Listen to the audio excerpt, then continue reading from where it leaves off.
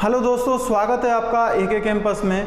Percentage आज हम पढ़ने वाले हैं। तो देखिए सबसे पहले कि परसेंटेज होता क्या है, और ये बाकी की चीज़ें इनको अभी थोड़ी देर के लिए रह जाने दीजिए, इनकी बात हम बाद में करेंगे। सबसे पहले हम देख लेते हैं कि परसेंटेज होती क्या है। देखिए प्रतिशत जो हमारा वर्ड है वो दो शब्दों से मिलकर बना हुआ है। एक तो है प्रति और दूसरा है शत। यानी प्रति का मतलब तो होता है एक, और शत का मतलब होता है 100। ठीक है, 1/100 इसी को बोला जाता है प्रतिशत। प्रतिशत इसी को बोला जाता है, 1/100 जो होता है उसी को प्रतिशत बोला जाता है। यानी कि 100% में से 100 में से कितने प्रतिशत है ये नंबर। ठीक है, जैसे कि कोई भी नंबर का मैं परसेंटेज निकालूं, परसेंटेज किस तरह से आते हैं, उन परसेंटेज को हम कैसे निकालते हैं। जैसे देख लीजिए 800 का 20%। ठीक है, 800 का 20%। अब डायरेक्टली दे रखा है 800 का 20%, तो 800 गुणा 20 प्रतिशत है। प्रतिशत हटेगा, जब प्रतिशत का चिन्ह हटेगा हमेशा भाग आएगा कितना, 100 का भाग लगेगा। जब परसेंटेज का चिन्ह हटेगा तो भाग आएगा 100 का, और जब परसेंटेज लगाया जाएगा तब हम 100 का उसमें गुणा करेंगे। ठीक है, तो 2 जीरो से 2 जीरो कट गई, तो यहाँ से कितना आ गया 160। तो 800 का 20% कितना होता है, 160 होता है। अच्छा, ये चीज़ हमारे लिए इम्पोर्टेंट है। ये तो जिस तरह के क्वेश्चन आते हैं, ये क्वेश्चन आपके पेपर में आया हुआ है पहले भी, तो आ भी सकता है, कोई बड़ी वाली बात नहीं है। ठीक है, लेकिन अब हम सबसे पहले सीखते हैं कि परसेंटेज से भिन्न में कैसे कन्वर्ट करें और फ्रैक्शन से परसेंटेज में कन्वर्ट क्यों करें। पहली बात है कि हम कन्वर्ट कर क्यों रहे हैं। जब हम परसेंटेज टू फ्रैक्शन करें या फिर फ्रैक्शन टू परसेंटेज करें, तो हम पहली बात है कि हम कर क्यों रहे हैं। अगर मान लीजिए बाई चांस अगर आपके एग्ज़ाम के क्वेश्चन में ये परसेंटेज आ जाती है 37 सही 1/2%, ये वाली, दूसरी वाली कोई सी भी मान लीजिए ये आ गई साथ में 8 सही 1/3%, और इनको हमें मल्टीप्लाई करना पड़ा, तो हम कैसे मल्टीप्लाई करेंगे, करके देख लीजिए इनको। ये मल्टीप्लाई हो सकते हैं क्या आपस में? कभी भी नहीं हो सकते। इनको आप मल्टीप्लाई करते करते घिस जाओगे और पेपर निकल जाएगा, लेकिन मल्टीप्लाई हो नहीं पाएगा। तो इस चीज़ को सिंपल बनाने के लिए हम क्या करते हैं, परसेंटेज को हम कन्वर्ट करते हैं फ्रैक्शन के अंदर। जब फ्रैक्शन के अंदर कन्वर्ट कर लेंगे, भिन्न के अंदर कन्वर्ट कर लेंगे, उसके बाद में क्वेश्चन बड़ा ही इजी हो जाएगा। देखिए कन्वर्ट कैसे करना है, कन्वर्ट करना भी बहुत ज़्यादा आसान है। कोई ऐसा नहीं है कि बहुत ज़्यादा बड़ा काम करना पड़ेगा कन्वर्ट करने के लिए। देखिए कन्वर्ट कैसे करना है, जैसे मान लीजिए परसेंटेज दे रखी है मुझे 25%। ठीक है, 25% दे दी। अब 25% को मुझे भिन्न के अंदर बदलना है, तो बदलिए 25% को भिन्न के अंदर बदलेंगे तो 25 के पीछे क्या लगा हुआ, प्रतिशत हटेगा। जब प्रतिशत को हटाया जाएगा 100 का भाग लगेगा। जब प्रतिशत को हटाया जाएगा 100 का भाग करेंगे हम, तो 25 से ये 100 कितनी बार कट गया, 4 बार। तो ऊपर क्या बचा था 1, और यहाँ पर क्या बचा था 4। तो परसेंटेज को जब हमने बदला है तब हमें क्या मिला, भिन्न के अंदर 1/4 मिला। ठीक है, अब आप कहेंगे कि इनको भी बदल के देखिए। ये तो परसेंटेज सिंपल थी, 25% को हर कोई जानता है कि 1/4 ही होगी उसकी फ्रैक्शन। दूसरा भी बदल के देख लीजिए, जैसे 9 सही 1/11%। 9 सही 1/11% है, इसको कन्वर्ट करो भिन्न के अंदर। तो कैसे करेंगे, पहले तो इसको सॉल्व करना पड़ेगा। सीधा सीधा ऐसे थोड़े ना है कि हाँ ठीक है भाग दे दो 100 का, नहीं दे पाएंगे ना। 9 को गुणा करेंगे पहले, 11 को गुणा करेंगे 9 में, 11 9 में 99, 1 को जोड़ेंगे 100, तो कितना निकल कर आएगा 100/11। ये 100/11 आया। अब हमें ये पता है कि जब प्रतिशत का चिन्ह, अभी तक क्या है ये परसेंटेज में है, अभी तक ये जो भी है ये कहाँ पर है, परसेंटेज के अंदर है। तो अब जब परसेंटेज के अंदर है तो परसेंटेज हटानी है, हमें भिन्न में कन्वर्ट करना है ना, तो परसेंटेज हटानी है। जैसे ही परसेंटेज हटाएंगे हम नीचे 100 का भाग दे देंगे, 100 का भाग दे देंगे। देने के बाद में सॉल्व करना पड़ेगा। ऊपर 100 है, 100 से नीचे वाला 100 कट जाएगा। ऊपर क्या बचा था 1, नीचे क्या बचा 11। तो यहाँ से जो निकल कर आएगा, क्या निकल कर आया 1/11 भिन्न निकल कर आ गई। उसी तरह से कोई सी भी भिन्न होगी, कोई सी भी परसेंटेज होगी, उन सभी को हम कन्वर्ट कर लेंगे। अब दूसरी बात आती है, परसेंटेज से भिन्न में तो हमने कन्वर्ट कर लिया, क्या भिन्न से हम परसेंटेज में कन्वर्ट कर सकते हैं? वो भी करके देख लीजिए। परसेंटेज से भिन्न में कर लिया, अब भिन्न को कन्वर्ट करेंगे। जैसे मान लीजिए भिन्न ले ली मैंने 1/6, भिन्न कितनी ली है डायरेक्टली 1/6 ली है। अब 1/6 को कन्वर्ट करना मुझे परसेंटेज में। तो देखिए परसेंटेज को जब परसेंटेज का चिन्ह बनाना है, यानी कि चिन्ह ही लगेगा जब परसेंटेज में कन्वर्ट किया जाएगा, तो चिन्ह लगाना है। तो 1/6 गुणा करेंगे किसका, 100 का गुणा, 100 का गुणा करना पड़ेगा जब हमें परसेंटेज का चिन्ह लगाना है। और जब हटाना है तो हम क्या करेंगे, भाग करेंगे। तो काट लीजिए, अब ये 100 लगा दिया, 100 में भाग देंगे किसका, 6 का, 6 का दे लीजिए। कितनी बार जाएगा, 16 बार जाएगा। कितना, 16 6 96, बचेगा क्या 4। तो ऊपर क्या बचा 4, नीचे क्या रह जाएगा 6। ये आपस में ये भी कट जाएंगे, ये 2 बार कट जाएगा 3 से, और ये 2 से कटा, और ये कितनी बार कटेगा 3 बार। तो परसेंटेज क्या निकल कर आई, 16 सही 2/3%। अब देखिए यहाँ पर जो परसेंटेज लिखी हुई है, ये परसेंटेज कौन सी है आपके लिए, जो एग्ज़ाम के पॉइंट ऑफ व्यू से बहुत ज़्यादा इंपॉर्टेंट परसेंटेज होती हैं, उनको कन्वर्ट करके मैंने भिन्न में लिख रखा। या फिर यूँ समझ लिए कि भिन्नों को कन्वर्ट करके परसेंटेज में लिखा हुआ है।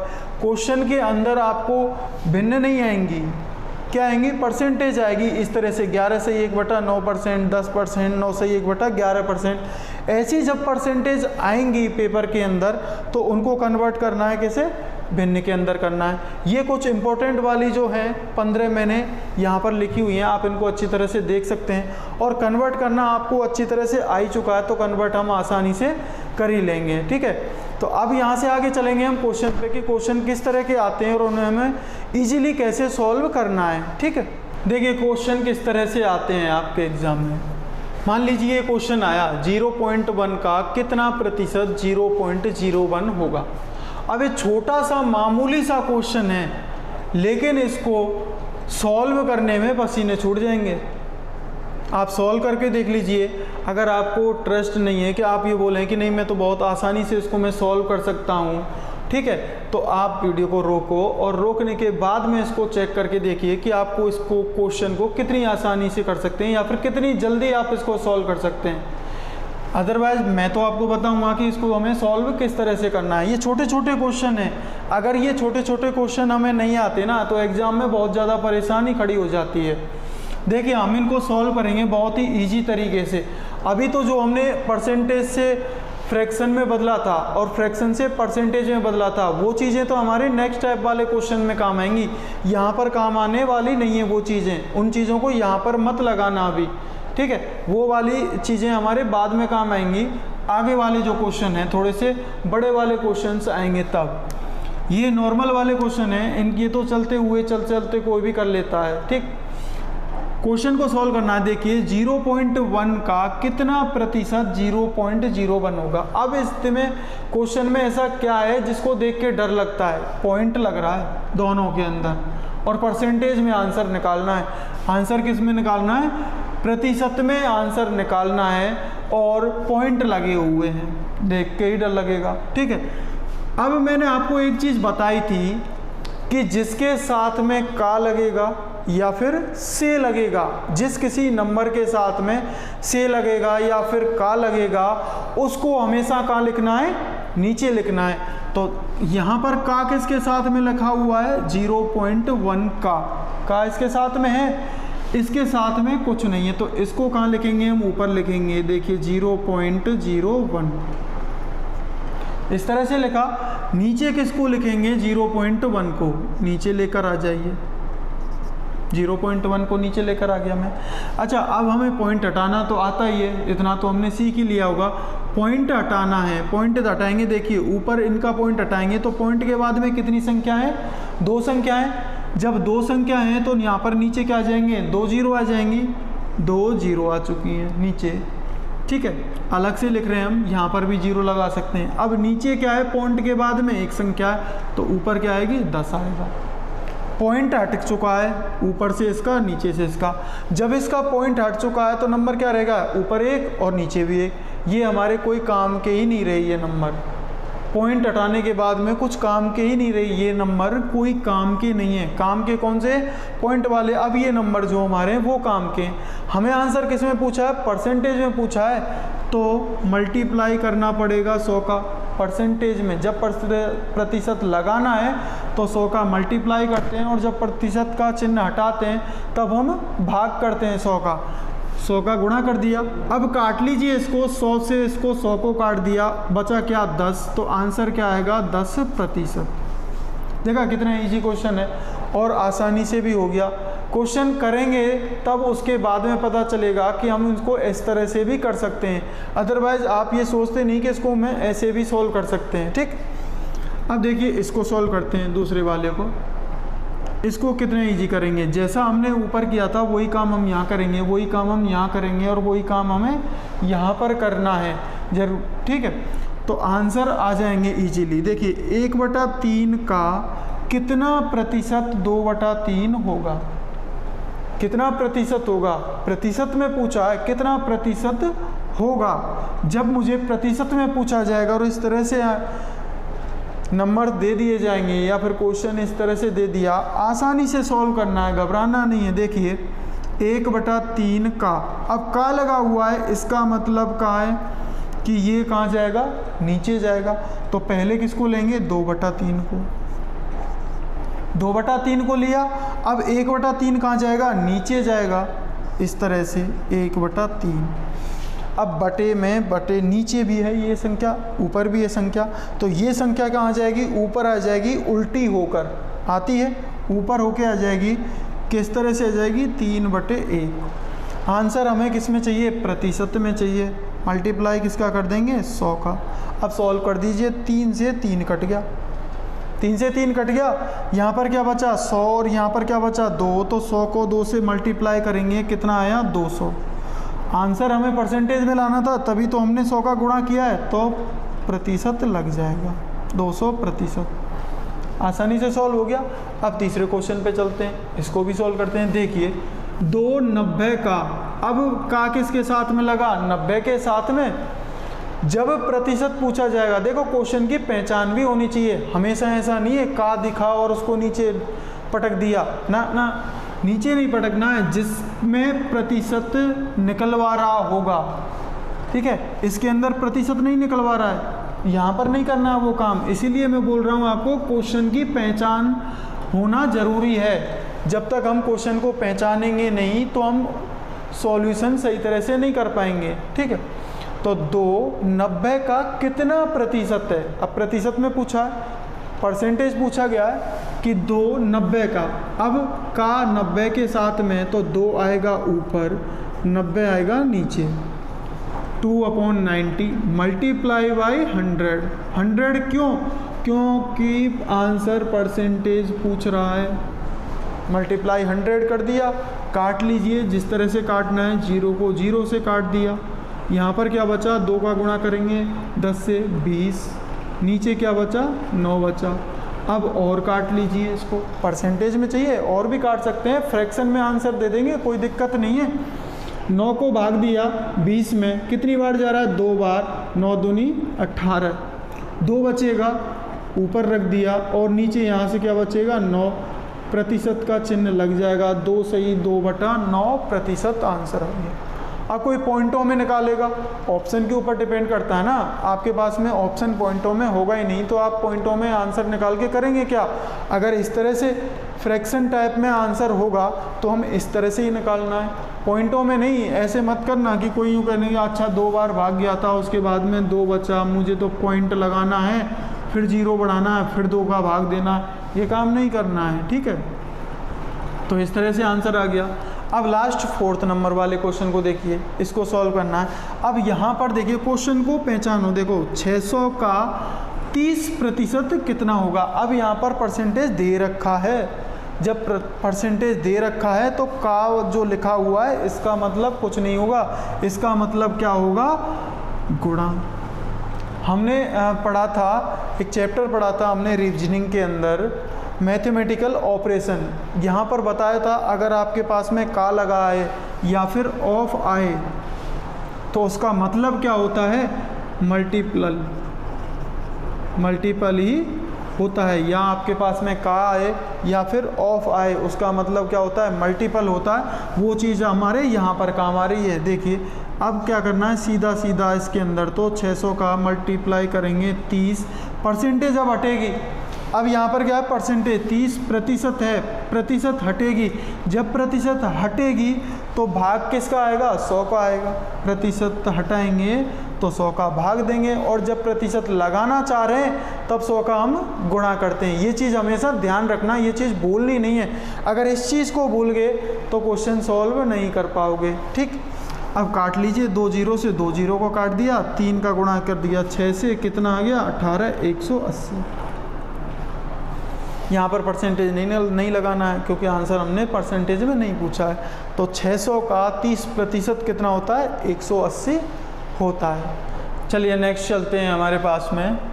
यदि A का 15% B के 20% के बराबर है, ठीक है, यदि A का 15% B के 20% के बराबर है तो X अनुपात Y क्या होगा। सिंपल सा क्वेश्चन है, X अनुपात Y हमें निकालना है। ठीक, या फिर इसको बोल सकते हैं इस तरह से कि A अनुपात B क्या होगा। ठीक है, A अनुपात B क्या होगा, A अनुपात B दोनों को ले लीजिए। क्या बोला गया, A का 15%, A का कितना 15%, B के 20% के बराबर है, B के 20% के बराबर है। B के कितने हो गए 20%, A के 15%, दोनों क्या हैं, बराबर हैं। तो A अनुपात B क्या होगा, अनुपातों में लिख लीजिए, इसको बराबर में लिख लीजिए, एक ही चीज़ है। ठीक है, अनुपातों में प्रतिशत से प्रतिशत कट जाएगा, हटा दीजिए। अब बाकी को काटना है तो हमें काट भी सकते हैं, इनको काटिए। 5 से ये कितने बार कटेगा, 3 बार, 5 से ये कटेगा 4 बार, तो कितना निकल कर आया, 3 अनुपात 4। हमें अनुपात चाहिए था A अनुपात B का, तो इस तरह से लेकर आगे आसानी से सॉल्व कर लिया। देखिए जितना पूछा है उतना ही हमें करना है, ज़्यादा क्वेश्चन के अंदर घुसना नहीं है बिल्कुल भी। चलिए अब नेक्स्ट क्वेश्चन पे चलेंगे। नेक्स्ट हमारे पास में दूसरा क्वेश्चन है, A का वेतन B से 50% अधिक है। अब यहाँ पर वेतन की बात हो रही है, सैलरी की बात हो रही है। A का वेतन B से 50% अधिक है तो B का वेतन A से कितना प्रतिशत कम है। ठीक है, जब इस तरह की लैंग्वेज पढ़ते हैं तो कन्फ्यूजन सा होने लगता है, लेकिन कन्फ्यूजन ना हो। देखिए जितना बोला जाएगा उतना हम करते जाएंगे तो कन्फ्यूजन वाली बात ही नहीं है, बिल्कुल भी नहीं होगी। A को यहाँ रखो, B को यहाँ रखो, ठीक है, दोनों को रख लिया। अब यहाँ पर A का वेतन B से 50% अधिक है, यानी कि B का वेतन हमें कुछ ना कुछ मानना पड़ेगा। जब हम स्कूल के टाइम पर क्वेश्चन सॉल्व करते थे तब हम इसको कैसे मानते, X मान लेंगे साहब, लेकिन X नहीं मानना है। ये हमारी सबसे बड़ी गलती है कि हम X मान लेंगे। X तो हमें मानना ही नहीं है, बिना X के काम करेंगे। देखिए A का वेतन B से 50%, B का वेतन मुझे मान रहा है, मैं 100 मान लूँगा, मैं X नहीं मानूंगा। X ना मान के हमने क्या माना, 100 मानेंगे। अब इस 100 का 50% अधिक किसका वेतन होगा, A का, तो 100 का 50% निकालना है। देखिए 100 का 50%, प्रतिशत हटाओ, नीचे क्या आएगा 100 से 100 कट जाएगा, कितना है 100 का 50%, 50 है। अधिक है यानी कि 100 तो इसके पास में है ही, प्लस में इसका 50% भी है इसके पास में, तो ये कितना हो गया, टोटल मिलाकर 150 हो गया। टोटल मिला के ये कितना हुआ 150। देखिए ए का वेतन बी से 50% अधिक है, बी से 50%, तो बी का जितना वेतन है उसका 50% निकालना है। 100 का 50% कितना होता है, आसानी से निकल जाएगा, इसलिए हमने 100 माना है कि 100 का अगर 50% निकालना है तो 50 आसानी से निकल जाएगा। 100 का अगर 20% निकालना है तो 20 होगा। 100 का 10% निकालना है तो 10 होगा। 100 का 90% निकालना है तो 90 होगा। 100 का 12% निकालना है तो 12 होगा। इसीलिए हम 100 को यहाँ पर मान रहे हैं, ना कि x को मान रहे हैं। तो अब ये हमारे पास में वेतन आ चुके हैं दोनों के। यहाँ पर आ जाइए, तो b का वेतन, तो बी का वेतन पूछा क्या गया है, अब हमसे पूछ क्या रहा, बी का वेतन ए से कितना प्रतिशत कम है, ए से कितना प्रतिशत कम है। अब ज़्यादा होशियारी में आके ये मत कर देना, अच्छा ये इससे 50% ज़्यादा था तो ये इससे 50% ही कम होगा। नहीं नहीं नहीं, ऐसा तो हो ही नहीं सकता। ये कितना है 150, ये कितना है 100 है। से किसके साथ में लग रहा है, ए के साथ में से लग रहा है, ध्यान रखना। अब यहाँ पर से किसके साथ लग गया, ए के साथ में से लग गया, यानी कि 150 आएगा नीचे। दोनों के बीच में अंतर कितने का है, दोनों के बीच में अंतर कितने का है 50 का। से किसके साथ में 150 के, तो इसको नीचे लेकर आ जाओ 150, मल्टीप्लाई करेंगे हम 100 का। क्यों करेंगे, क्योंकि हमें आंसर चाहिए परसेंटेज में। परसेंटेज में जब आंसर चाहिए तो हम 100 का गुणा करेंगे हमेशा, ठीक है। तो 100 का गुणा कर दिए, 50 से इसको काट लिया, कितनी बार कटा 3 बार, और 3 से 100 को काटेंगे कितनी बार कटेगा 33 सही 1/3%। तो ए का वेतन बी से 50% अधिक था, लेकिन बी का वेतन ए से कितना प्रतिशत कम है, 33 सही 1/3%। तो इसको पढ़कर ही आंसर मत दे देना होशियारी में आके कि ए का वेतन बी से 50% अधिक है, तो बी का वेतन ए से कितना प्रतिशत होगा, तो उल्टा कर दो। ये काम नहीं करना है, सॉल्व करना है इस तरह से, तब जाके आंसर आएगा। अगर डायरेक्टली करने लगे और डायरेक्टली अपने उच्च वाली जो हमारी जो दिमाग है, ऊंचे वाला दिमाग जो हमारा भारी वाला, वहाँ से हम आंसर देने लगे तो बेटा गलत ही होगा, वो काम हमें करना ही नहीं है। चलो नेक्स्ट क्वेश्चन पे चलेंगे, इसको भी देखेंगे। शिक्षा की आय दीक्षा से 25% कम है, तो दीक्षा की आय शिक्षा से कितना प्रतिशत अधिक है, ठीक है। सेम इसी तरह का क्वेश्चन है, लेकिन थोड़ा सा डिफरेंस है दोनों क्वेश्चन के अंदर। सॉल्व भी करना है इसी तरह से ही सॉल्व करना है। देखिए अगर कुछ चीज़ें यहाँ समझ में नहीं आई हैं, यहाँ पर सॉल्व करेंगे और अच्छी तरह से समझ में आ जाएंगी, ठीक है। देखिए एक तरफ तो है शिक्षा और दूसरी तरफ है दीक्षा, ठीक है। शिक्षा और दीक्षा की बात हो रही है, तो शिक्षा की आय, इस शिक्षा की आय दीक्षा से 25% कम है, कम है 25%, यानी कि पहले दीक्षा की आय मानी जाएगी। तो दीक्षा की आय मैंने 100 मान ली।